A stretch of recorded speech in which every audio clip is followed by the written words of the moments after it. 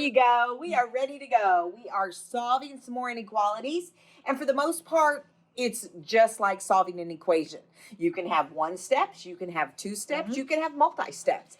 So let's start here with a one step. Yep. In fact, this is going to seem kind of like going back in time because we're starting the same way and we're going all the way back to the easy stuff that you might have learned weeks ago. Right. So we've got x minus 3 is greater than or equal to negative 5. And the first thing Miss Benson's going to do is add 3 to each side to make sure that x is now alone. So we've got x is greater than or equal to negative 2. And okay? That's all the math part. Right. Now we just got to do the other stuff that we did in the last video. Okay, well, it's an equal to, so that means the circle is going to be closed. It goes at negative 2. And the inequality is facing toward me, so that means all of the solutions are this way. Okay? So when you come up with solutions, remember it can be anything as long as it's over here or negative 2. So negative 2 is a solution, 0, 6, whatever you want to use. Exactly. All right, so let's go ahead and look at the next one. Okay, this one is a two-step inequality, but again, we've been doing two steps now for so long, this should be pretty simple. Absolutely. And we're going to show you something that's a little different at the very end, so pay close attention. We'll start by subtracting that 5 from each side, okay? And that cancels out on the right. You end up with 6 is greater than 2x. After that, we're going to divide by 2, and you end up with 3 is greater than x. Now, that's fine, except that when we graph, we always like our variable to be on the left. But there's something important you have to realize, okay? When we move our variable over to the left, we have to flip the inequality sign. Otherwise, it's something completely different. So before, it was 3 greater than x. So x was the smaller number, right? So now it's x less than 3, and we're going to be able to graph that. So it can't be a closed circle, can it? Nope, open circle on 3. And it's going toward you, Miss Benson. Yep.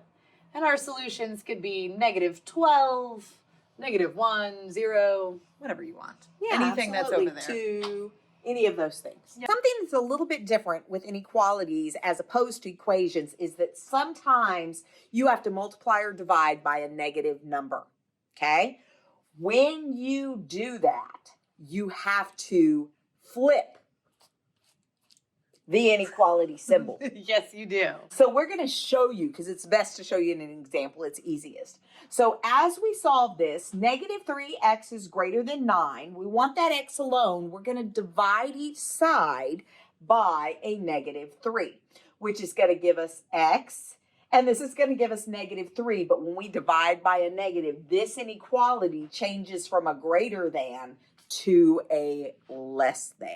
Okay? And honestly, that's the one thing that's really different about inequalities. So if you can do all that equation stuff from before, you got this. You just got to add one little piece of information. That's it. That's all you have to add. When you divide or you multiply by a negative, when you're solving an inequality, then you flip the inequality symbol.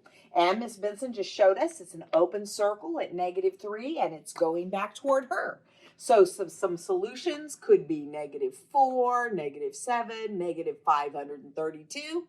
Perfect. Anything like that. Let's try one more just to make sure we got it. Sounds like a good deal. This one is a two-step, but just like with two-step equations, it's not going to be too tricky to solve. Absolutely. So the first thing Miss Benson is going to do is add 3 to both sides.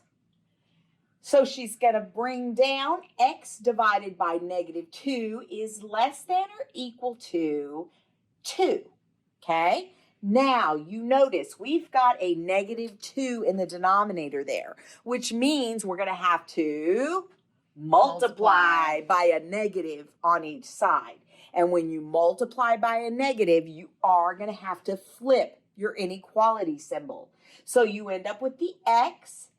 And when negative 4 on this side, because 2 times negative 2 is negative 4, and then you flip that and make it greater than or equal to instead of less than or equal to like it was. Perfect. Then when we graph this, we're going to fill in the circle because it's equal to, and it was pointing toward me, so it comes this way. So our solutions can be -4, they can be 0, they can be 67. Just keeps going, okay? So you've got lots and lots of solutions to choose from. If you have trouble, pause the videos, go back, watch them. Yep. Ask your teacher. Don't be afraid of math. It really is a lot of fun. It's like solving a puzzle. And if you want me to convince you, you just email us and we'll do that for you. All right? We'll see you later. Bye.